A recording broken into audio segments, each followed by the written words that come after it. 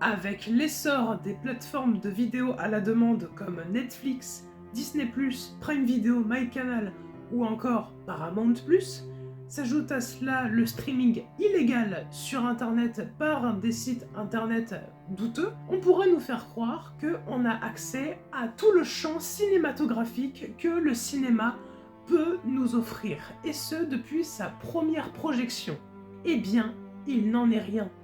La plupart des films des années 1920, 1930 et 1940 ont totalement disparu.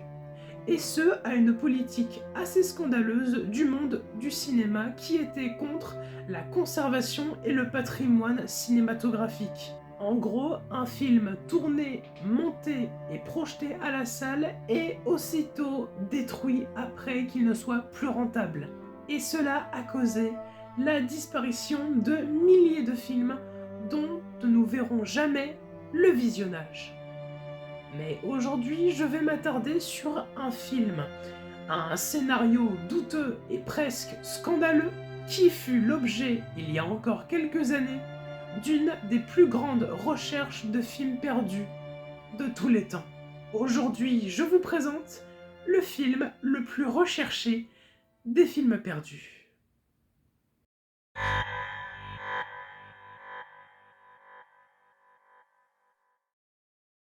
En 1980, les frères Harry et Michael Medved, auteurs et critiques de films, publient un livre de critique de films de cinéma nommé The Golden Turkeys Awards.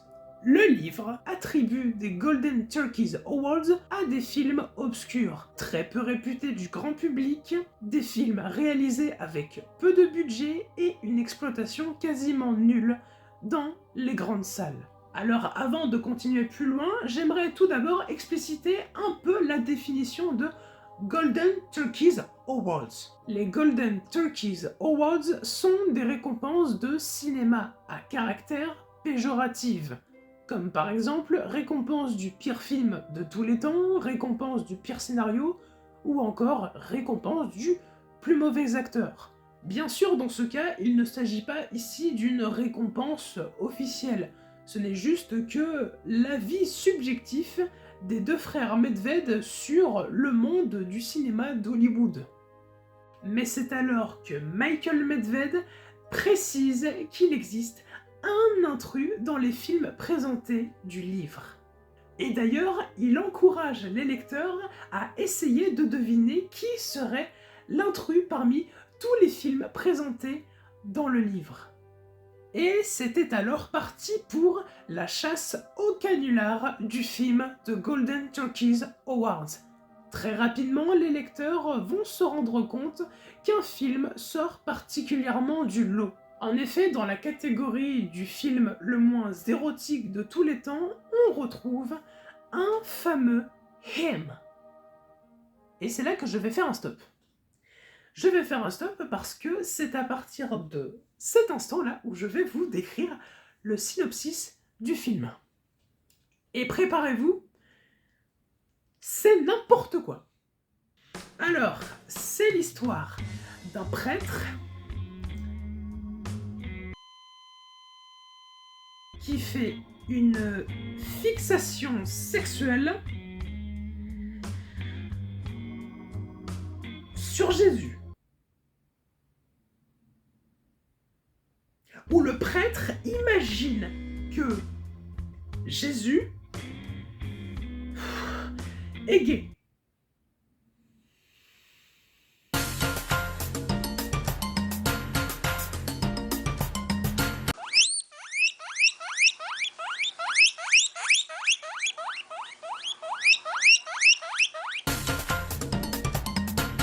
Qu'est-ce que c'est que cette merde ? Vous l'aurez compris, mais il s'agit bien d'un film Peggy 18. graphique. Mais alors pourquoi ? Au grand pourquoi ce film, réalisé par Ed Louis, sorti en 1974, pourquoi ce film serait-il l'intrus ? Déjà, non mais, ce que je veux dire, c'est qu'il faut déjà se replacer dans le contexte. Vous êtes dans les années 70 aux États-Unis, une époque où la religion chrétienne et les États-Unis, c'est une grande histoire d'amour. Déjà, tu as la prière avant le souper, donc tu pries avant que tu manges ton repas, tu pries avant de te coucher, et tu pries tous les dimanches en allant à l'église avec ta famille, qui est un petit peu le rendez-vous de la semaine. L'éducation se faisait, elle, par une éducation plus religieuse que l'éducation que donneraient les parents aujourd'hui à leurs enfants. Alors je sais qu'il y a certains parents, même encore aujourd'hui, qui donnent une éducation religieuse assez dure à leurs enfants, mais dans les années 70, c'était énormément démocratisé. Et donc du coup, un pays où tu peux avoir des extrémistes religieux qui apprennent qu'il existe un film Peggy 18 graphique homosexuel, parce que dans les années 70, chez les États-Unis, l'homosexualité c'était considéré comme un sujet interdit. On n'en parle pas, que ce soit en public, en famille, on n'en parle pas. L'homosexualité était encore considérée comme une maladie. Et plus le fait qu'on y parle de Jésus, donc les trois combinés, le scandale que ça aurait fait. Donc bah forcément, avec tous ces films et avec ce film précisément Him, les lecteurs votent tous pour Him. Him est l'intrus.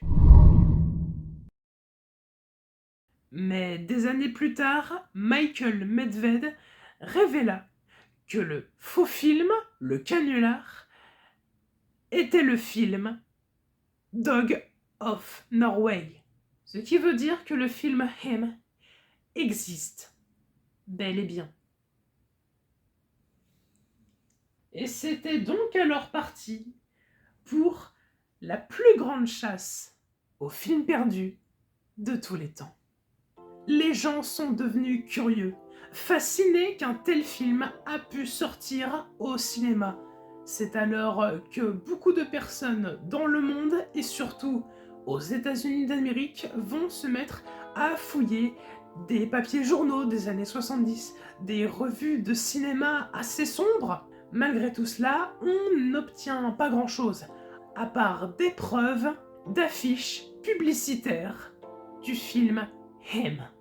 Très vite dans les années 2000, et avec l'explosion d'Internet, la recherche du film prend encore plus d'ampleur. C'est alors qu'on arrive à retrouver d'anciens articles de journaux, mais également des critiques de l'époque ayant vu le film, considérant que c'était un nanar. Bon, ça ne surprend pas, on était un petit peu près à cela. Mais l'apogée de cette recherche sera dans les années 2000, où on aura réussi à retrouver la seule archive du film. La voici.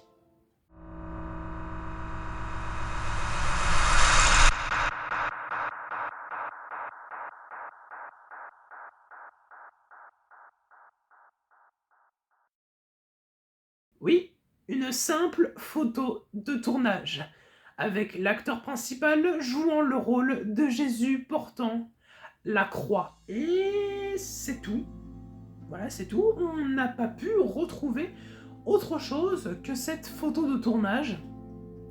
Voilà, donc on sait que le film a existé. On sait que le film a été projeté, donc en 1974, et même dans d'autres années, je crois, en 1976 aussi. Mais bon, c'était dans des salles très très obscures. Et malgré tout ça, et même avec la recherche d'Internet, on n'arrive pas à retrouver ce film. Est-ce finalement bien qu'on n'arrive pas à retrouver des archives de ce film sur Jésus gay? Eh bien peut-être que finalement, oui, c'est peut-être bien qu'on n'ait pas retrouvé d'image de ce film en fait. Et je pense qu'on a très peu de chances de le retrouver. Enfin, après je dis ça, mais bon, on sait ce qu'on a retrouvé avec Internet, donc finalement, c'est peut-être pas si impossible que ça de le retrouver.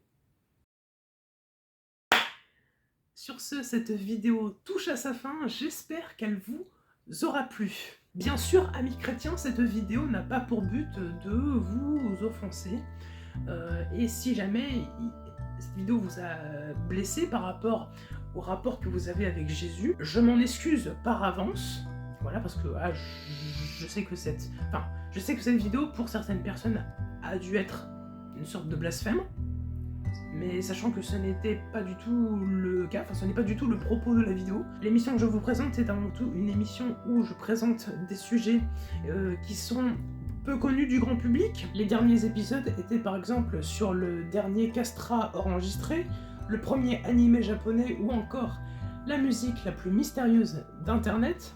Donc voilà, cette émission n'a pas pour but d'être un blasphème, voilà, c'est juste une émission qui se veut culturelle, entre guillemets, voilà, si je puis me permettre le terme. Voilà. Sur ce, je vous souhaite une bonne continuation sur votre navigation sur YouTube, et bonjour.